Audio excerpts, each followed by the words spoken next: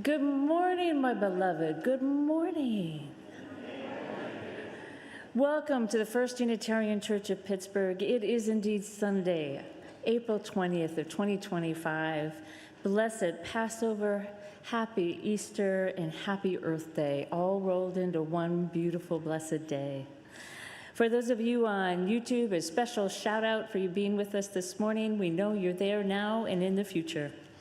I am Reverend Dr. Kadar Walker, and I use the she, her pronouns, and I am honored to serve as the minister of this beloved community. I am a middle-aged, light-skinned female. My hair is mid-length, light brown. I'm wearing glasses, and today I have on a blue blouse with a blue stole featuring, though you can't see it right now, the mountains and the waters of Colorado. Beloved community, you are all welcome here. If you are watching now or in the future, you are welcome. If you're a long-time member or if you just arrived today for the very first time, you are welcome. Delighted to have you. We are Unitarian Universalists of many beliefs, many origins, sexualities, and genders. We welcome whomever you love, however you love. We are a multi-faith religious community committed to creating diversity and asking questions and exploring the answers. And you are loved just as you are. If this is your very first time, welcome, welcome. We're so grateful for you to have chosen, yes, Easter Sunday to be with us at the Unitarian Universalists, and we hope you enjoy the celebration that we communally bring together. We'd love to get to know you. If you're on YouTube, please check out our website. You can sign up for our newsletter, which is found in a MailChimp form down at the bottom of the main page. And if you're here in person, you can also check in at a welcome desk and share information. We'd love to be in communication and find out who you are and what you're looking for in your religious community. I can tell you we are a very active community with a lot of events going on. For example, after service today, Erica, isn't there some shindig going on involving eggs?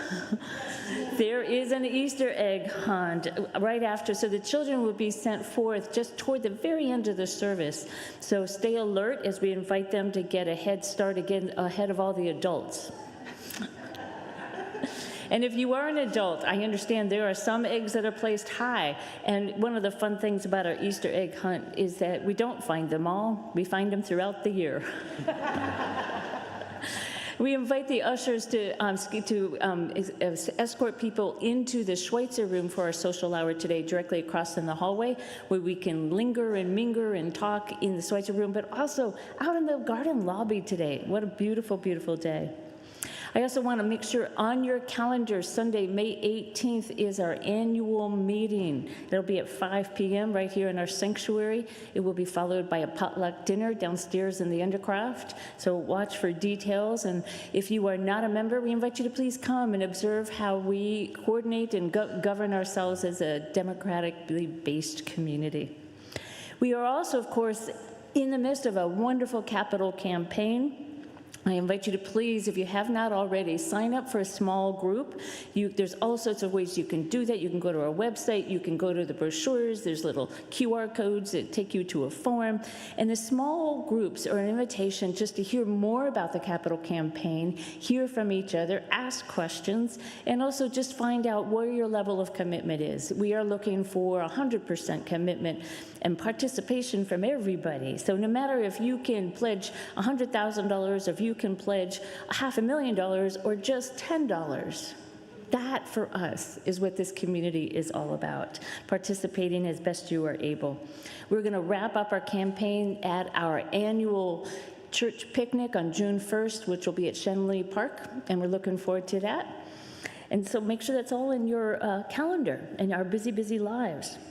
We also know that there is a voting opportunity coming up in May for our primaries, and this church is also cooperating and partnering with PIN, the Pennsylvania Interfaith Impact Network, and throughout the month of April, we are partnering with them to make sure that people are registered to vote, but also are going to vote. And we're just making sure that people are really using their democratically connected and valued opportunity to say what is going on in our planet and our world. So if people will check your voter registration if you need it, but there'll be people after service who will be available to help. And if not, if you're interested, Bob over here is going to wave his hand, and you're interested in helping out, make sure you find Bob, offer him some coffee. I think he'd love that. I invite you to take a deep breath and arrive now together in community. Beloved, heartfelt connection to one another.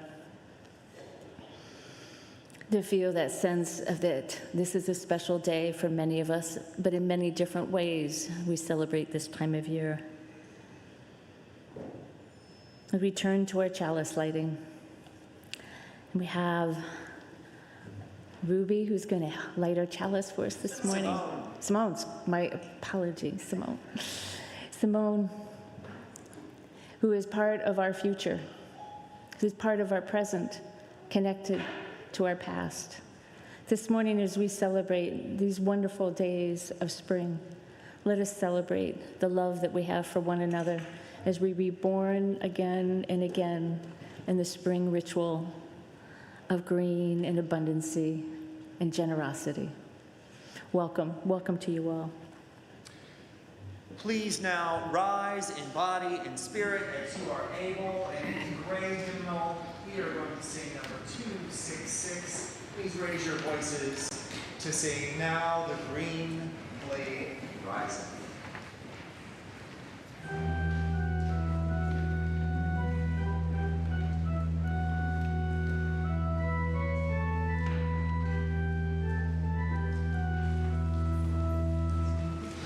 Now the green blade rises from the very grain. We gather the dark earth, many days has lain. Love is again, that with the dead has been. Love is come again, like wheat that springeth free. In the great day laid in love my hatred slain, thinking that never he would wake again, laid in the earth like grain that sleeps unseen. Love is come again like wheat that springeth free. When our hearts are intrigued, grieving or in pain, love's touch can call us back to life again. Fields of our hearts that dead and bare have been, love is come again like wheat that springeth green. Please remain standing for our collective reading.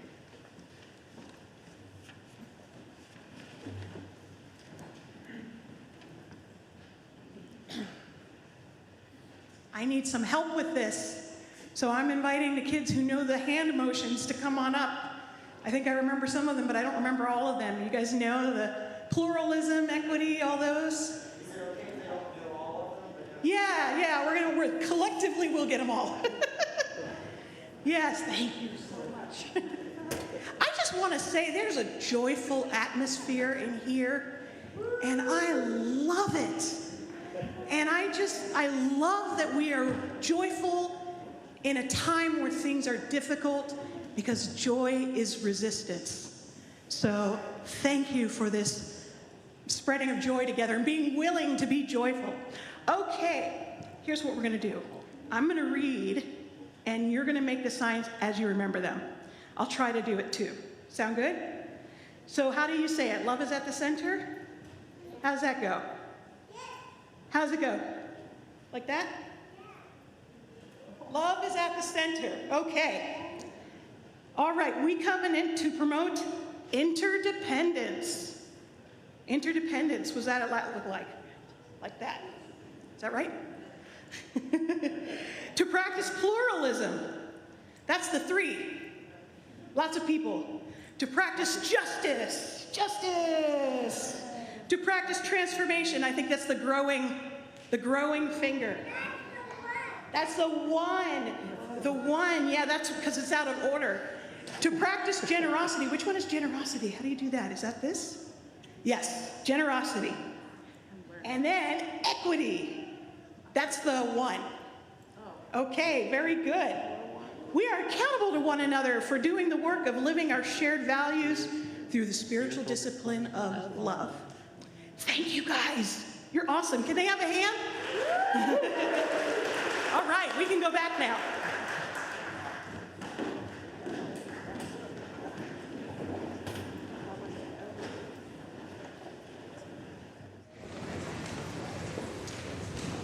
I invite everyone now, actually you're standing again in a moment if you would like, to join the dance choir.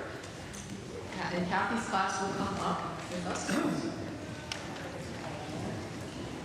In doing, we're doing A Malama. This is a song that, even though it is not indigenous, it has spread all over and become beloved in Hawaii. We're going to be doing as close to the original version as we can. The choir will be backing us up.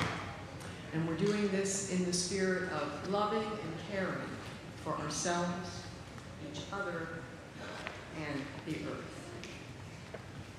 So I'll just show the movements quickly. There are two sections. In the Hawaiian section, we begin swaying so that we feel our bodies grounding and we get that fluid feeling of hula. And we are holding the spirit of the earth and caring. And we gesture to the earth and we say, yes, we will take care of the earth. In the English sections, we'll be scooping up some sand in our fingers, or some earth in our fingers, gesturing to the sky, waves of the sea, and stone. And then holding this whole thing in sacredness. There'll be repeats, just follow along. Simply.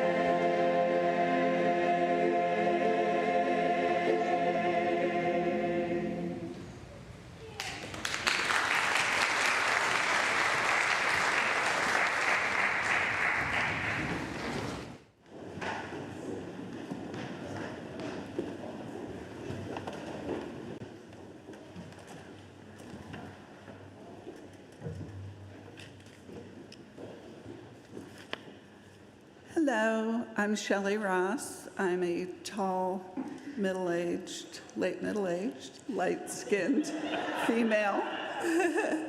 I've been a member of First Unitarian Church for almost 27 years. I first came here with my 4-year-old in search of a community that would reinforce independent thinking and humanist values. And that it did. Boy, did it ever. I have 2 very, very open-minded and loving adult children. But what I didn't know was how the community here would shape my life, sometimes in unexpected ways throughout the last many years.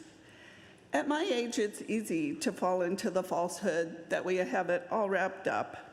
Our values are clear, we know right from wrong, we go high even when they go low.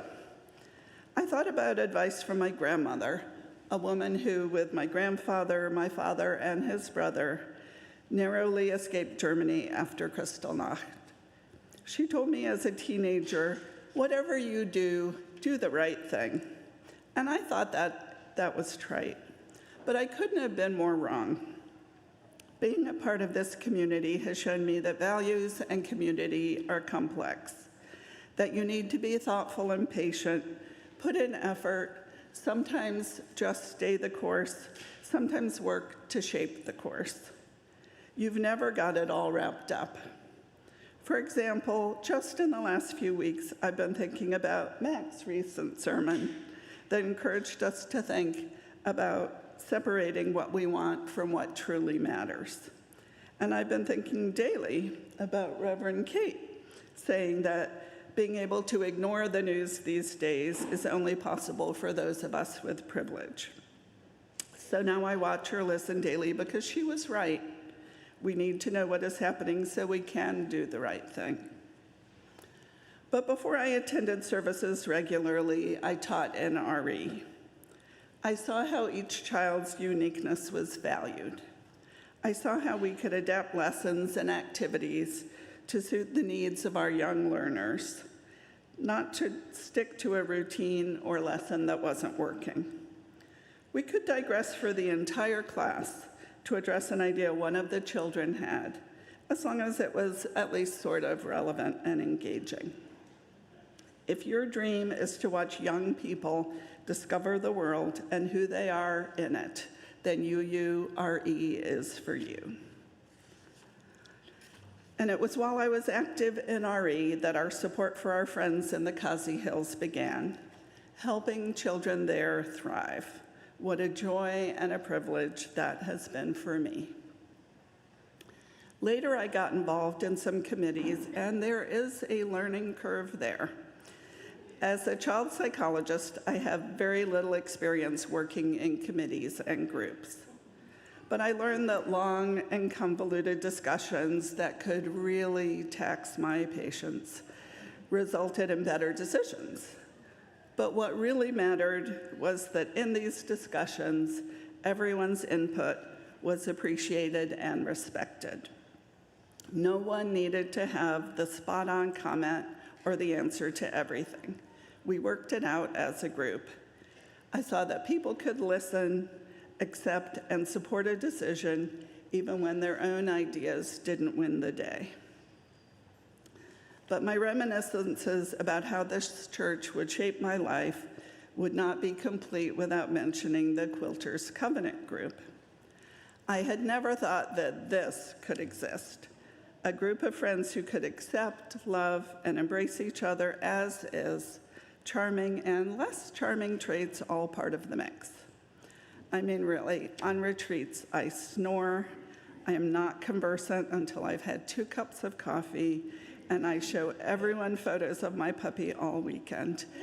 And he's not technically a puppy anymore. I sew at the speed of a 5-year-old. I sew together quilts where the ducks end up being upside down. Last time, I forgot to bring the cord to my sewing machine. No one judged. It was amazing, just amazing. So where is this going? You know where. None of this can happen, and no new members can flourish here without a building and stewards to ensure it all functions well. RE needs its HVAC, and we need some serious lighting, video, and sound improvements.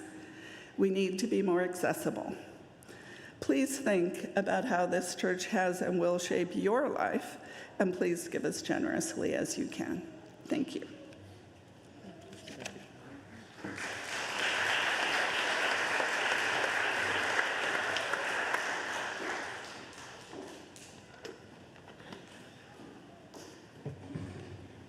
Thank you, Shelley. I also want to point out, for those who haven't noticed, Al has made these two graphics for the Capitol campaign. One, with more bars right now, is our dollar target. The other one, which is lower down, is our person target. That's more important.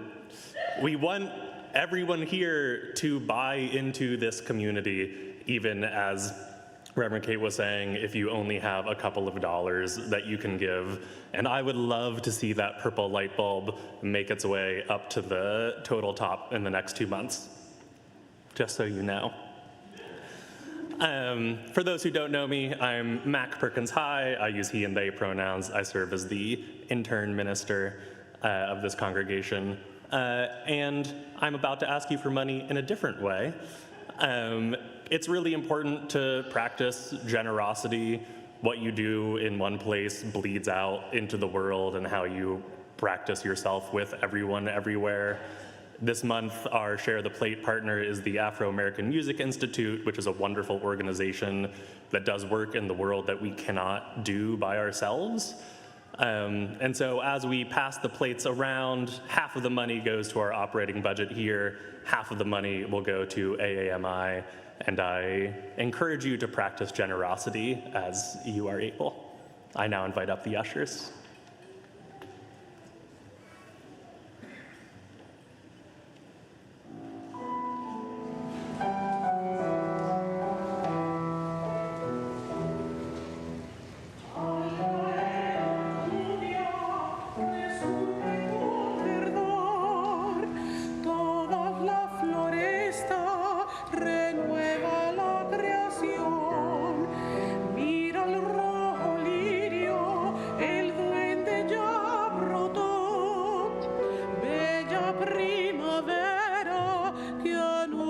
Su fulgor, toda flor silvestre, la maya, el con de amor, todo manifiesta la gloria de mi Dios.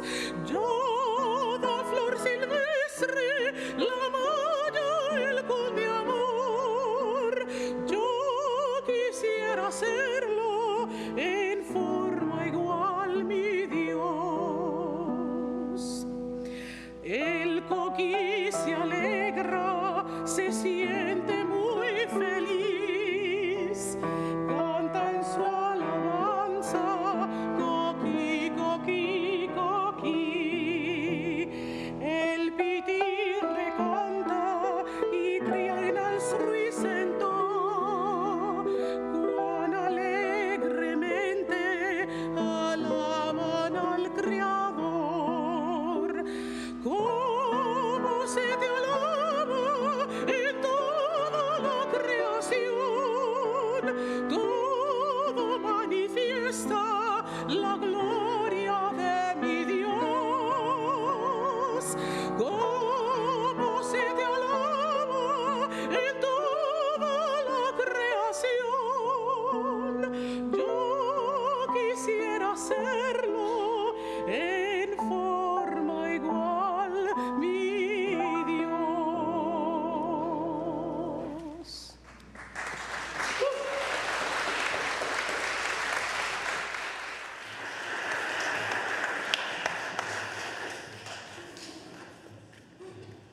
Thank you. My beloved community, there is so much both joy and sorrow in our world right now. I invite you to quietly in your own heart just name and honor all those sorrows that are breaking your heart. Just, you don't have to name them all. Just, it's okay. We will be okay. And I invite you to also recognize all the joys, the sources of love, the beauty. One of the beautiful things about our heart is that even as it breaks, it heals. Even as we fear, we can grow into love. Hold this, because that is life. That is what we do to live. And it is so much easier when we do it together. Please join me in a few moments of silence, of meditation or prayer.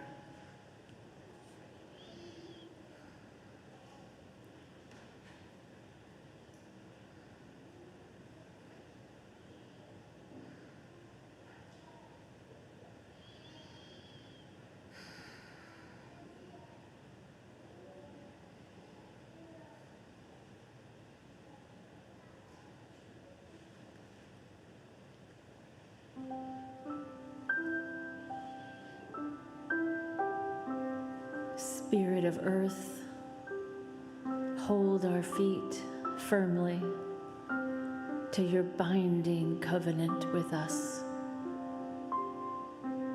Spirit of the trees, speak to us of your wisdom found throughout the ages, of bearing witness to who we are. Spirit of the animals, forgive us for all that we have done to transgress upon your lives. Spirit of the sun and the moon, feed our heart and soul. Spirit of the mountains, challenge us to be different, to be stronger, to seek new heights in our living with one another in covenant of love and commitment. Spirit of the waters, help us transform into being the best of who we yearn to be. In this season of rising Easter, in this season of story of the Passover, remind us we are bound together in stories of transformation and the story of becoming something amazing for one another. We are bound together in this covenant of love, of beauty, of joy and sorrow. Spirit of the earth, hold us to your binding contract of love. Blessed be. Amen. Ashe.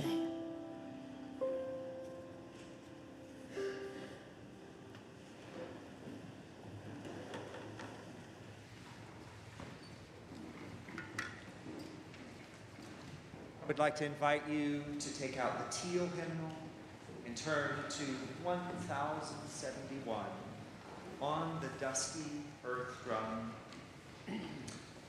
The instruments and the choir will perform the first verse for you, and then I ask that you join and sing with us on verses 2, 3, and 4, and on 3 and 4, we're going to sing it around, with this being group 1 and this being group 2. Yeah, so you ready?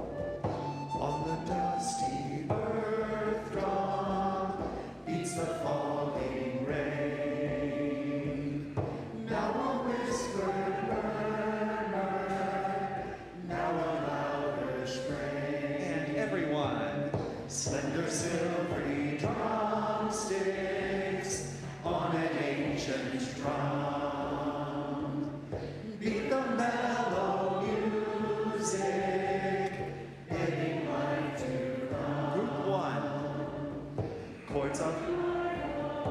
Chords of life awaken, notes of greeting spring. Rise and fall triumphant over everything. Slender silvery drumsticks beat along that tune. For the great musician, calling life anew.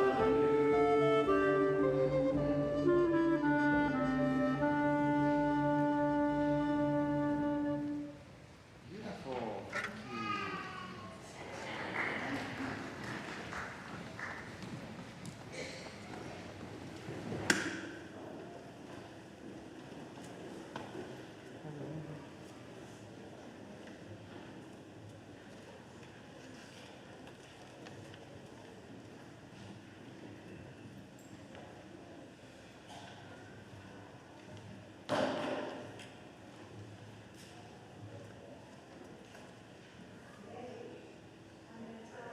Yeah, turn it on. There it is. Okay. Today, I am going to tell my story the old-fashioned way, which I haven't done in a while. And I'd like you to follow me to a time, ancient time long ago, long, long ago, in a land and country far from here. And there was a great goddess. She was known as the Great Mother, the mother of everything. The seas, the rivers, the earth, the forests, the trees, even the sky. And the Great Mother had a son one day, a little boy who glowed with an internal light of her love. And she cherished her son for 3 days until something tragic happened. The son mysteriously disappeared. They never knew if he was taken by someone or if he just disappeared by some supernatural cause and was taken to some other land or some other world or realm. No one knew what had happened to the Great Mother's son, and she grieved. Sometime later, a group of heroes had a list of quests that they were trying to complete. And one of their quests was to find the son of the Great Mother. So they got together and they said, well, no human being has been able to find where this person is. So let us find the oldest beings in the land. They knew of one old being. She was a blackbird. And they searched and they searched and they traveled and they found the blackbird. She was sitting in front of a tiny little pebble that she was pecking at. And she was old and large, and her feathers were, they had white at the edges because she was old. And they said, wise one, we are looking for the son of light, the Great Mother's son. Have you seen anything about him? Have you heard about him? And the blackbird thought, and then she said, when I was first here, this little pebble you see before you was an anvil. And nobody did any work on it except me. I pecked at it and pecked at it and pecked at it with my beak until it became the small pebble that you see now. But in all that time that it took to reduce the anvil to a pebble, I have heard nothing or seen or know anything about this son of light of the Great Mother. But there is one older than me. I will guide you. So they followed the blackbird, the wise one, until they came to a forest where there was a great stag with huge, wide antlers. And he stood underneath a great oak tree that must have been at least 1,000 years old. They came to him and they said, wise one, we are looking for the son of light, the son of the great mother. Have you heard of him? Have you seen him? Do you know where he is? And the stag thought, and then he said, when I first was here, this great ancient oak that you see was just a sapling. And in all that time that the great oak grew, I have heard nothing, seen nothing of this son of light. But there is one older than me. I will take you. So they followed the stag until they came to deeper into the forest in the night. And there they saw on a branch a great owl, tipped with white feathers, because she was old. And they said, wise one, we're looking for the son of light, of the great mother. Have you heard anything or seen anything? And she said, the forest you stand in right now, where I am, is the third generation of forests. I have seen 3 generations of forests grow here, and in all that time, I've heard nothing of this son of light. But there is one older than me. I will take you. So they followed the owl until they came to a land where there were rocks that pointed up into the sky. And they climbed over and maneuvered and got inside until they saw an eagle who was standing on a small stone. And they said, wise one, and they asked about the son of light. And the eagle said, when I was first here, this stone that I was sitting on was a huge mountain that reached into the sky, and I could even touch the stars. And in all the time that it has taken for that stone to come down and be this small thing, I've heard nothing or seen anything about this son of light. Well, now they were beginning to despair. The eagle said, I do know of one older than me. If he doesn't know, there's no chance, but I will take you to him. So they followed the eagle. The eagle carried them in his powerful claws until they came to a streaming, foaming river. And he told a story of a salmon that he tried to catch because he thought it would be a good meal. But the salmon was too old and too powerful and dragged him under. Eventually, they became friends. And the eagle said, look, you can see him right there. And they saw the gleaming, colorful scales of a salmon almost the size of a whale. They landed on the shore, and the salmon came up to them. Wise one, they went through their litany. Please, do you know anything about the son of light? And the salmon said, I do. I know exactly where he is. There is a great black fortress that is surrounded by shadows and nightmarish creatures. And I have heard a sound of a cry inside saying, I am Mabon. I am Mabon. Set me free so I can find my great mother. It is a dangerous fortress, but I will take you there. So they followed the salmon to the fortress, and mist and darkness began to surround them as they came closer to this evil place. And it was dark, and they looked and they saw the fortress, and there were shadows and creeping things creeping around and guarding the fortress on claws. And they called out, is there anyone in there? Mabon, are you inside the fortress? And they heard a small, weak voice call out, yes, I am here. Set me free. I am Mabon, the son of the great mother. And they ensued in a great battle. They fought the shadows. They fought the creatures. They fought the nightmares. They fought their own fear until they defeated them and knocked down the wall.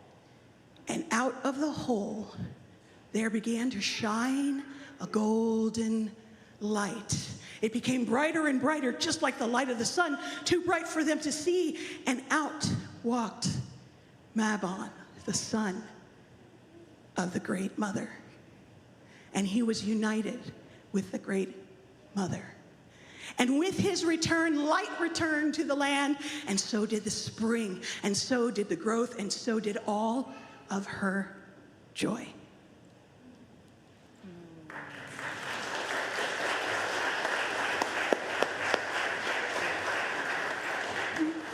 I don't know about you, but that story really fired up my imagination. Let's respond. Please grab your teal hymnal and turn to 1067. Please rise in body and spirit as you are able. And we are going to call to all of the directions in our world. So I invite you to face this window at the back of our congregation to the north. And would you say these words? Mother Earth in the north, we ask you, be here now. Mother Earth in the north, we ask you, be here now. Yes, now turn and face the east window toward our garden. Father Air, your inspiration in the east, we ask you, be here now. Father Air, your inspiration in the east, we ask you, be here now. Face our great organ, and the sun is always at its zenith in the south. And so we speak, Brother Fire in the south, we ask you, be here now. Brother Fire in the south, we ask you, be here now. And now let's face the west to downtown Pittsburgh, where the flowing Allegheny meets the mighty Monongahela to form the headwaters of the Ohio. And let us say, Sister Water in the south, we ask you, be here now. Sister Water in the south, we ask you, be here now. So we are going to sing the first 4 verses of this hymn, and we're going to sing the 4 verses in the 4 directions. So let's begin in the north.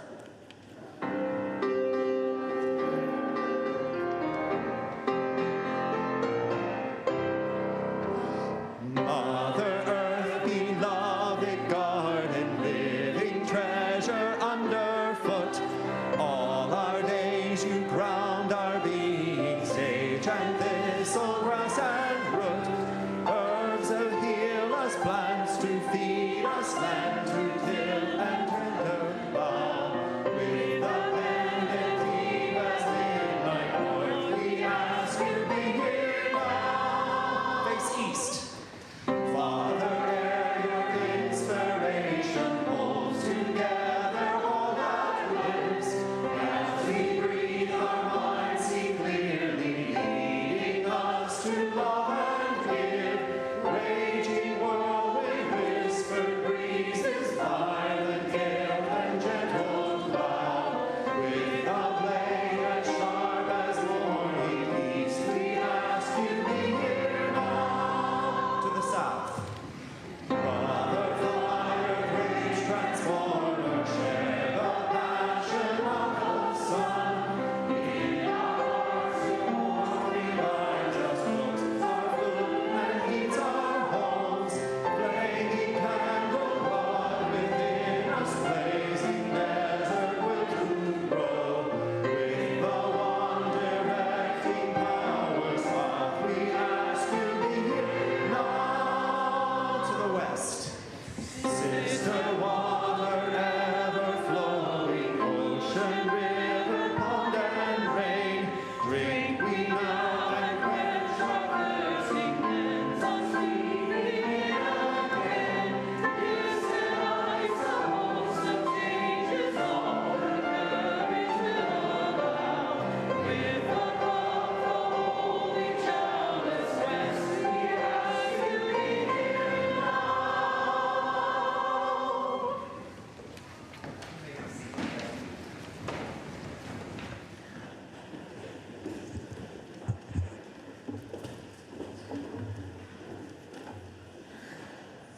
Wow, thank you, Erica. Thank you, Chris.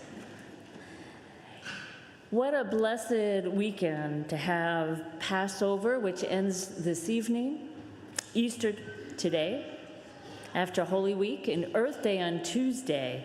We're surrounded by rituals and dinners, and church attendance is high.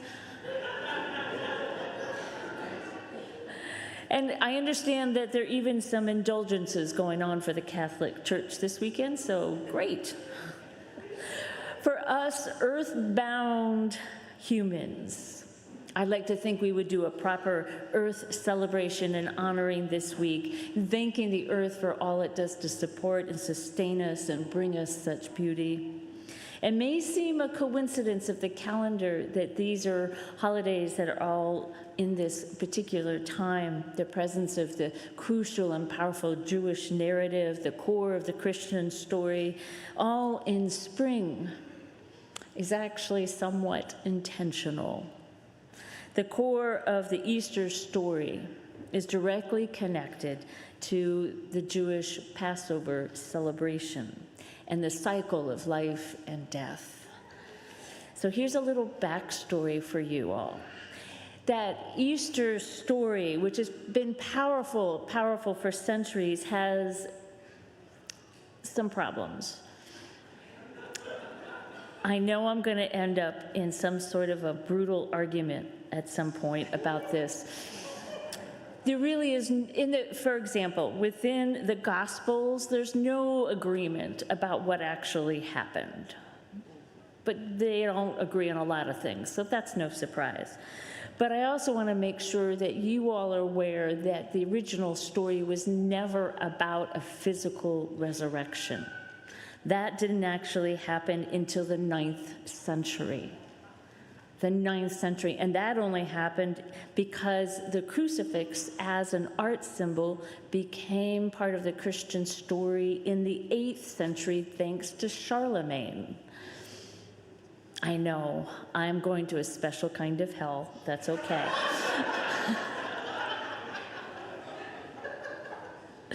But these are stories that are evolving out of a new and growing church that is building in its identity, and that is so important.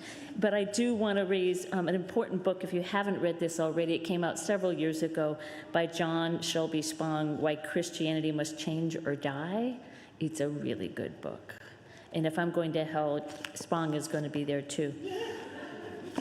So this is an emerging narrative and a story, but there was also an important thing that was going on in that early Christian church, is that in order to be an authority, in order to have a true identity, they needed to fulfill the prophecy of the Jewish scripture. The Jewish scripture said this is going to happen about the coming of the Savior. So in order to do that, for the next evolution of the spiritual growth of that young Christian church, the Christian leaders went, Passover. Yeah. And they put the crucifixion or the death of Jesus on that holiday. And the Passover watch became the Passion Watch. Little great takeover there. But if we understand and we recognize this, we can unpack that the physical resurrection, when it comes down to it, it does lose a lot of people. But the original Christian story was never about that. It was about a spiritual resurrection, a spiritual revival. And that really started to take root in the 2nd century, when it was about transformation from death to life, about removing barriers between darkness and light. It was about the joyous celebration for everyone. That's what the Easter story is supposed to be about. It is not a story about supernaturalism and miracles. And I want to make sure you know this, because there are some evangelical preachers today on this Sunday who are out there going with that version of the story. And they're doing it in such a way that they're trying to scare people that the imminent return of Jesus needs to be helped. And they have gained too much power in our government. I want us as Unitarian Universalists to be able to understand what is going on so that we can articulate a counter message of love. We need to be able to say that this is a story really that's about, yes, we feel fear, and we feel at times hopelessness and anxiety about that kind of preaching and their followers, but we're also saying we can reframe Easter in such a way that it goes back to its original roots. And it's about transformation from hopelessness to hope. If the Easter story truly is about transformation of spiritual and emotional rebirth, then it becomes a profound human story that all is not lost.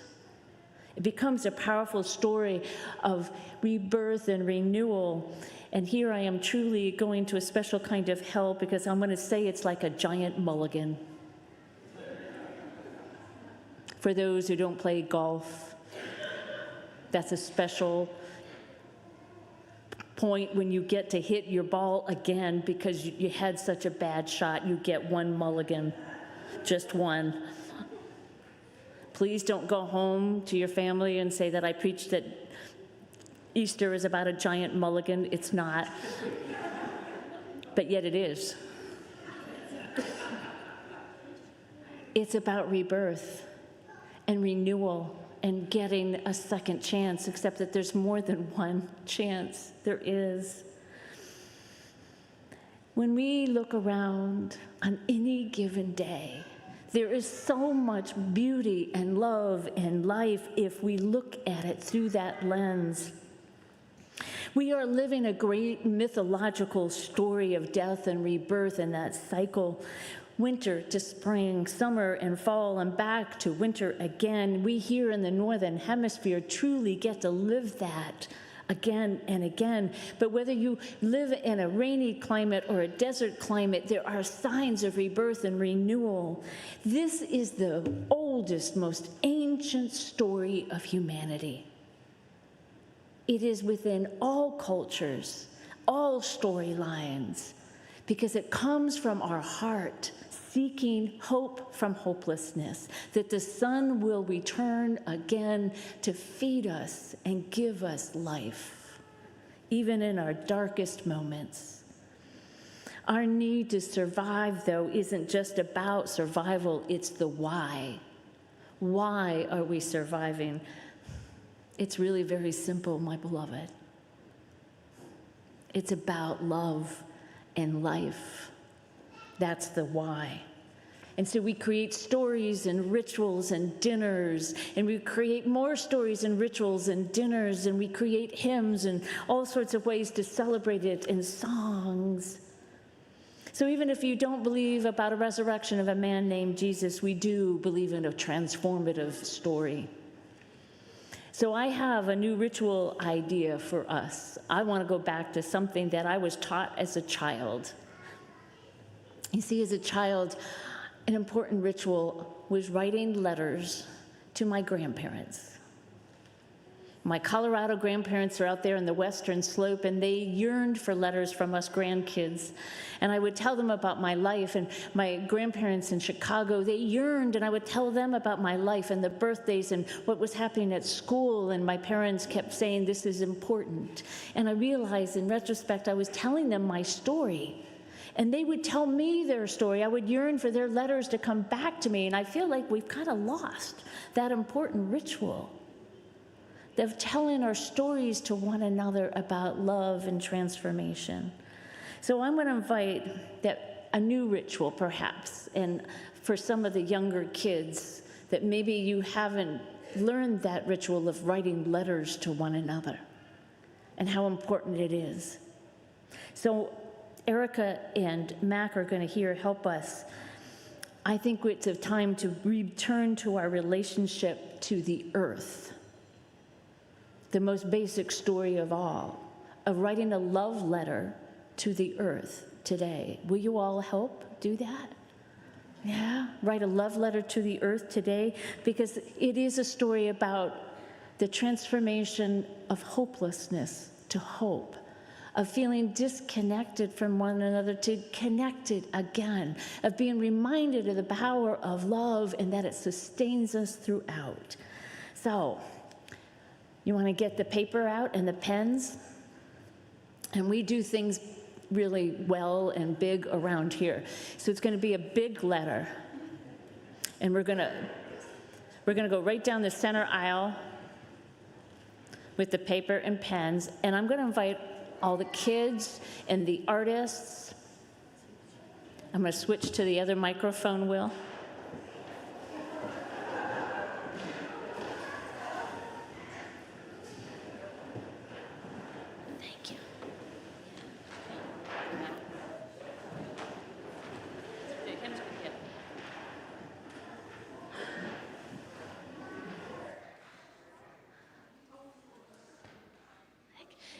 So this is a letter that reminds us that we are part of the earth and the earth is a part of us. And we're telling a story in our letter. So what kind of things do we need to say in our love letter to the earth? What kind of things should we say in our love letter to the earth? Any ideas? I love you. I love you. I love you. That's a good one. So somebody get that, right? I love you. Sorry. Sorry. We've been messing things up. An apology is a good way to rebuild relationship. You got anything? Thank you for always holding me. Thank you for always holding me. Absolutely. Anybody want to put part of their love letter to the earth? Got a message? Thank you. Excellent. I love your aromas in springtime. Achoo. You are beautiful. Anything? Full of wonder. Thank you, Abby. Oceans, rivers, streams, just seeing them. The trees. Thank you. Thank you, the trees. Anything else? I know we're out of the habit of writing love letters, aren't we? Bird's nest. Thank you for the bird's nest. Yeah. And our artists, I see you, Madeline. There's want to help with the kids. So while they are doing this, I invite you, they're gonna keep doing this through our hymn, through our closing hymn, and then we'll carry it up and out, and they can keep doing it as long as we have paper and pens. But can we all thank the earth? It is the ultimate story of transformation. Feeds all other stories. It feeds our life and our love. So as you go out into this world, I invite you to remember the Easter story, the Passover story, the Earth Day story. They are stories of transformation. May we all be transformed. Amen. Please rise in body and spirit as you are able to, in the gray hymnal number 203, All Creatures of the Earth and Sky.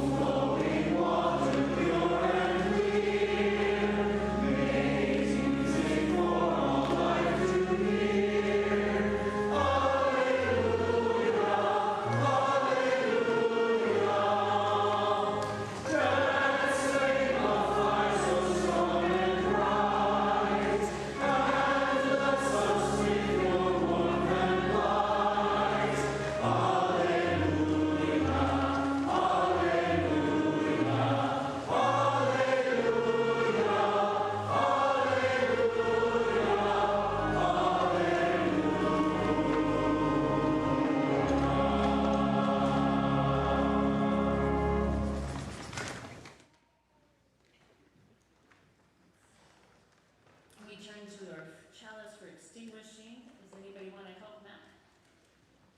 Simone is back.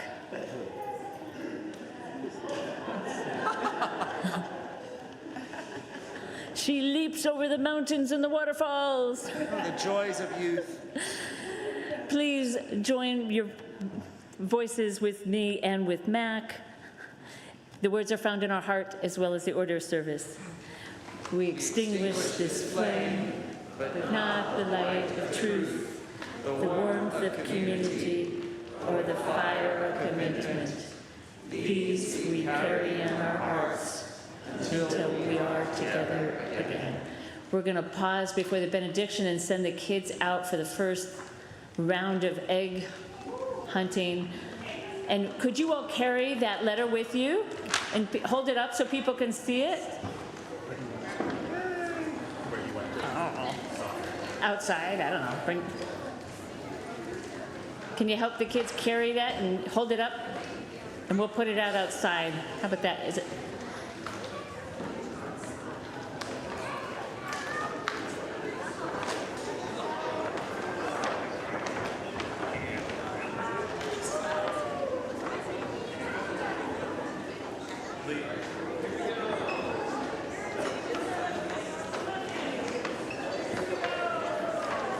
Takes a lot of people to write a love letter.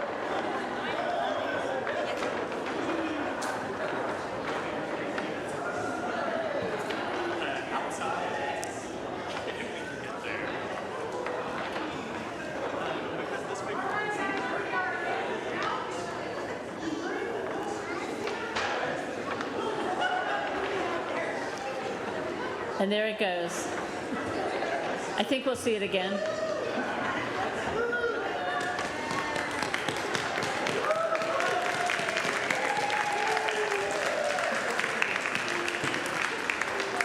My beloved, as you go forth into this world, celebrate the gift of the everlasting life of transformation. Go forth and see all the joy and the beauty. Let it hold you, let it guide you, even through your moments of despair and hopelessness. And know that hope is always, always on the next horizon. Let it rise again and again. And please join your voices for number 163, our final song, For the Earth Forever Turning.